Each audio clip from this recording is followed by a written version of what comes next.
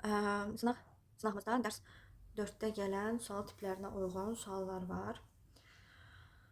Bu sualların izahını etmək istəyirəm. İlk növbədə birinci sualla başlayaq. Deməli, əvvəlcə biz mötərizəyə bir bütöv kimi baxmalıyıq. Burada mötərizə var. Böl 2 çıx 60 bərabər 62. Əvvəlcə zəifləri, yəni bölmə və çıxma əməlindən zəif olanı aradan qaldırmağa çalışırıq.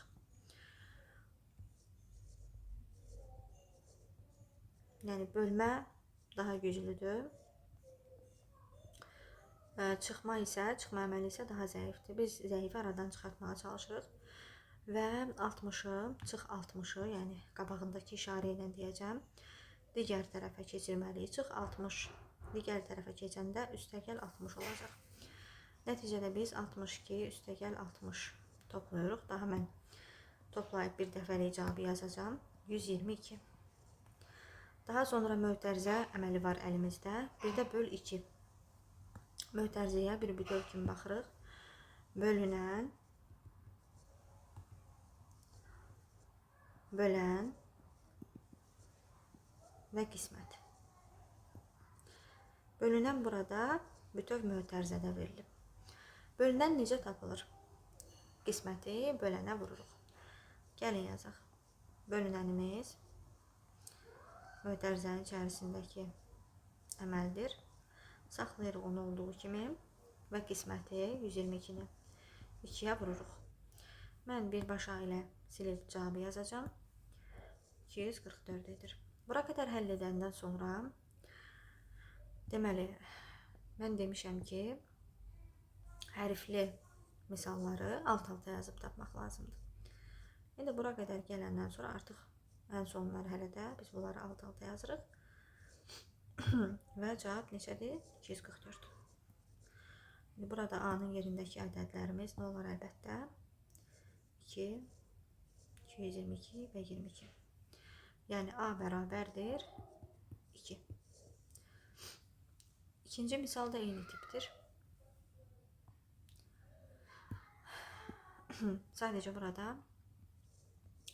fərqli cəhət B-lər 2 rəqəmli ədədlərdir.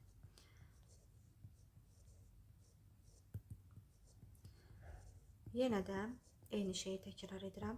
Mötərizəyə bir bütöv kimi baxırıq. Böl 7 çıx 9 bərabər 13. Və burada zəif olan hansıdır? Ən zəif bəndimiz, yəni ən zəif olan çıx 9 əməlidir.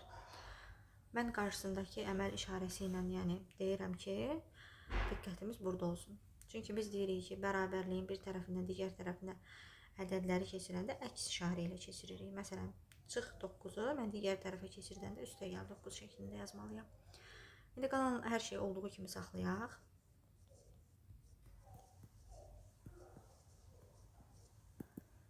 Böl 7. 9-u digər tərəfə keçirdək. Yəni 13 üstəgəl 9. Mən birbaşa cavabı yazacağım, silib 22 edir. Yenə baxıram indi hal-hazırda. Əlimdə bir mötərizə var. Bir də bölmə. Mötərizəyə bir bütöv kimi baxacağım. Yəni sanki mötərizənin yerində bir ədəd durub. Nədir bu? Bölünəndir. Bölünən, daha doğrusu ikinci böl 7. Yenə qismət yazacaqdım. Bölən və qismət. Yenə eyni sualı təkrar edirəm. Bölünən necə tapılır? Qisməti bölənə vuraraq tapılır. Gəlin edək bunu. Bölünən olduğu kimi saxlayaq. Bərabərdir. Qismətimiz 22, bölənimiz isə 7-dir. Qisməti bölənə vurduq, 22-ni 7-yə vurduq. Və alındı nə? Mən birbaşa silib cavabı yazıram. 154.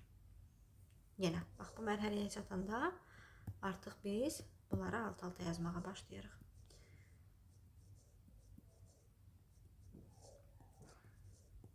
Yəni bərabər 154 olduğu üçün biz də belə yazdıq.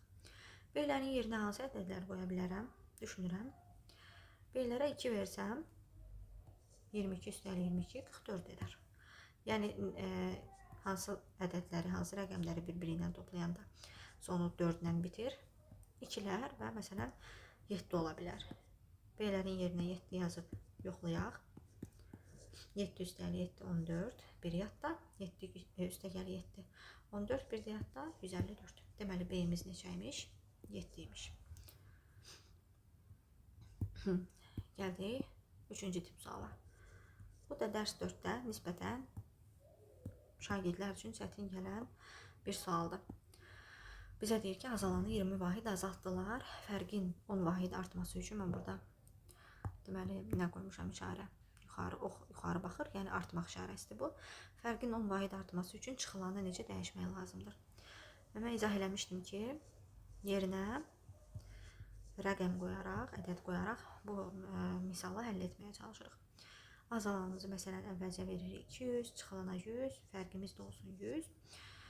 Daha sonra burada deyilənləri biz də yerinə yetiririk. Azalanı 20 vahid azaltdılar. Azalan 200'dür. 20 vahid azaltdılar, oldu 180. Fərqin 10 vahid artması üçün fərqimiz 100'dür. 10 vahid artıb necə olar? 110. İndi mən burada çıxılanı necə dəyişməliyəm? Sual. 180'dən neçə çıxsaq qalar 110. Əlbəttə ki 70. Mən əvvəlcə özümün yazdığım, yəni misala baxıram. Mən azalana, daha doğrusu çıxılana 100 vermişdim. Mən indi onu 70 yazdım. Nə etdim mən? Çıxılanı necə dəyişdim?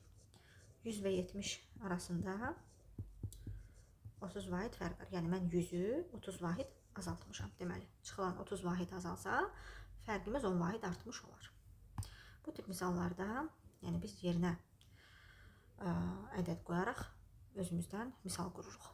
Azalanın, çıxılanın və fərqin yerinə təbii ki, ədədlər qoyarıq. 6-cı sual da eyni tipdir. Mən 3-dən sonra 6 yazmışam, indi fərqinə vardım. Deyir, çıxılanı 50 vahid artırdılar. Yenə mən 200 çıxılsın, 100 bərabər 100. Yəni azalana 200 verirəm, çıxılana 100, fərqə də 100 verirəm. Bu səfər deyir ki, çıxılanı 50 vahid artırıblar. Çıxılanım 100'ü 50 vahid artdı, oldu 150. Fərqin 25 vahid azalması üçün. Fərqim 100'dür. 25 vahid azalması üçün, yəni 75 olması üçün. Mən azalanı necə dəyişməliyəm? Azalan sual. Nə edirik burada azalanı tapmaq üçün? Azalan çıxılan fərq. Azalan necə tapılır? Fərqin üzərinə çıxılanı deməli əlavə edirik. 75 üstə gəlinsin 150. Bu da necə edir? 225 edir. Silib birbaşa yazıram. 225. Demək mən azalanı neçə elədim? 225. Əvvəlcə o neçə idi? 200 idi. Mən onu neynəməliyəm ki, bütün bunlar baş versin, 25 vahid artırmalıyam demək ki. 200'dən 225'ə qaldırmalıyam. Yəni 25 vahid artırsam azalanı.